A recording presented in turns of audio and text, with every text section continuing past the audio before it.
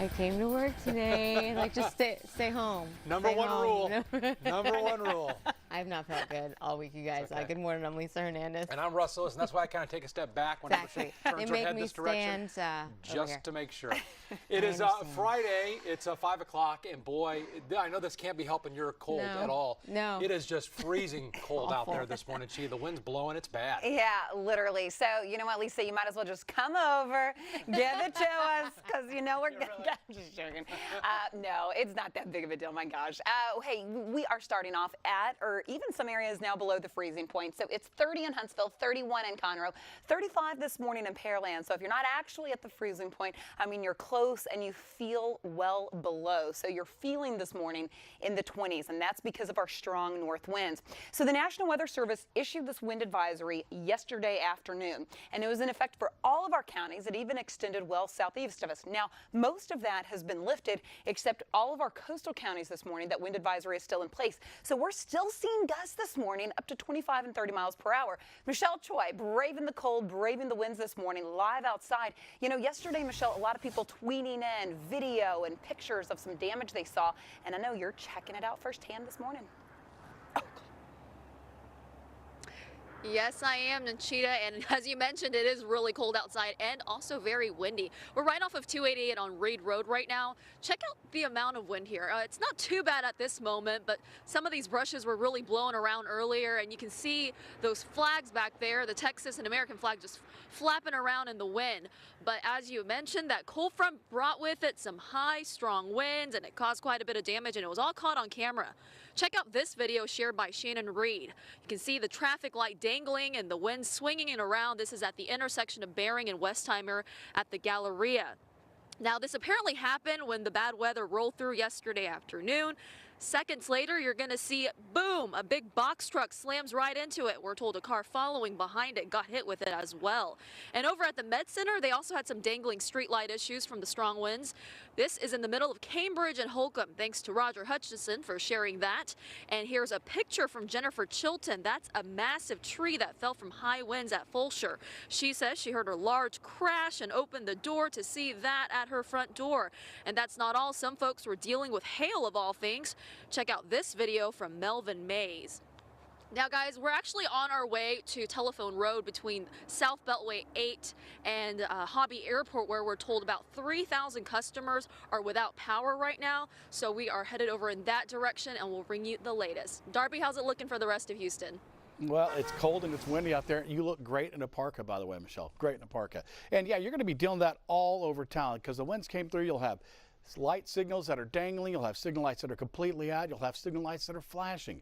Please treat all those intersections as four-way stops. Give yourself a little extra time to get where you need to go. But for the most part, once you get on the main thoroughfares, you should be okay. We look to the southwest side, West Park Tollway, Southwest Freeway 98, all nice and quiet. We take a look at our Houston Transtar shot. Southwest Freeway, as you approach the 610 loop, and you can see very light volume out there, and travel times do look great. You're just 29 minutes from Highway 36 to downtown. No delays on the West Park Tollway, and from Fulshear and 98 headed to the Med Center. Gessner to the loop, only 9 minutes. All right, Darby, thank you very much. Breaking overnight, a man found shot and lying in the street did not survive his injuries. This happened on Chimney Rock in southwest Houston. The man was found in critical condition and was taken to Southwest Memorial Hospital, where he later died. Police are now asking for surveillance footage from that area. Two drivers survived a terrifying crash in Sugar Land yesterday afternoon. This big rig fell off an overpass, a section along 59 at University, and landed on top of another car. Incredibly, both drivers are okay. They managed to walk away from that scene. Authorities say they were lucky the big rig's trailer was not loaded. Well, it is Hollywood Awards season, and one of the shows that usually keeps a pretty low profile is generating a lot of buzz this morning. This year, the hosts of the Critics' Choice Awards are making headlines for digs at actor Mark Wahlberg. Yeah, not only that, Brandy's here now, but Brandy, one big winner, didn't even bother to show up. Yeah, guys, one of the night's big winners, James Franco. He wasn't there. He faces more allegations of sexually inappropriate behavior. When the award was announced for Best Actor in a Comedy at last night's Critics' Choice Awards, the winner didn't step onto the stage. James Franco wasn't at the show at all after more women have come forward accusing him of sexual misconduct. That was the night's first reminder of the Me Too and Time's Up movements sweeping Hollywood. Another came when hosts Olivia Munn and Niecy Nash toasted the good guys in the entertainment industry. Oh, I do want to say, by the way, thank you to the producers for paying Niecy and I the same amount of money and Mark Wahlberg $1 million. That dig comes after this explosive USA Today report revealing Wahlberg was paid $1.5 million to reshoot scenes from the movie All the Money in the World. His co-star Michelle Williams got less than $1,000. A follow-up report suggests Wahlberg held up production after Kevin Spacey was replaced until he got that paycheck. The story of that pay gap has spiraled into a war of words, a he said, she said about what was or wasn't in their respective contracts. The stories also sparked a conversation online. JP posts, looking very bad for the arrogant, completely out-of-touch Wahlberg. I, for one, will never see another one of his films. Nick writes, he wouldn't do a reshoot without being paid while she was willing to do it for free. So they paid him what he negotiated. How is gender related to this at all? Julia suggests the issue isn't gender parity, but the fact that Wahlberg made money off the abuse Kevin Spacey committed. Basically, she writes, he took a bonus based on the suffering of others. All right, so we know who the losers of the night were, but what about the winners? Well, The Shape of Water cleaned up, taking home 4 awards, including Best Picture. HBO's Big Little Lies got Best Limited Series and 3 others. Russ? All right, Brandy, thanks. Lots of negative reaction this morning to reports of President Trump's racially charged profanity toward immigrants. A source confirms to CBS News this happened during an Oval Office meeting. The president used an expletive to refer to Africa, Haiti, and El Salvador, saying, quote, "Why are we having all these people from S-hole countries come here?" The source says the president then said, "Why do we need more Haitians? Take them out." The president suggested that the U.S. admit more people from countries like Norway. Well, Democrats and Republicans have condemned that statement. The statements of the president are reprehensible. They're racist. We have in the White House someone who could lead the Ku Klux Klan. The Haitian government is asking U.S. diplomats now to explain the president's statement.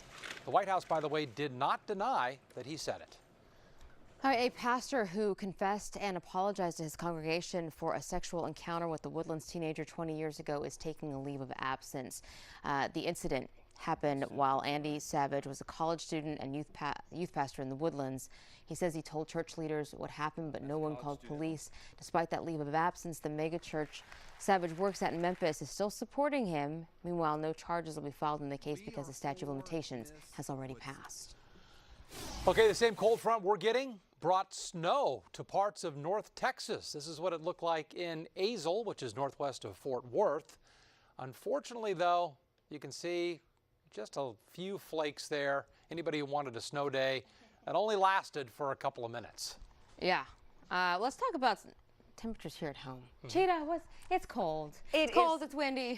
It would be cold enough to snow if we had any moisture, right? You know what? That is true. You know, if we were working with any type of moisture, yeah, temperatures are most of you at or below the freezing point. Some of you in the mid-30s. But take a look at that cold Arctic air.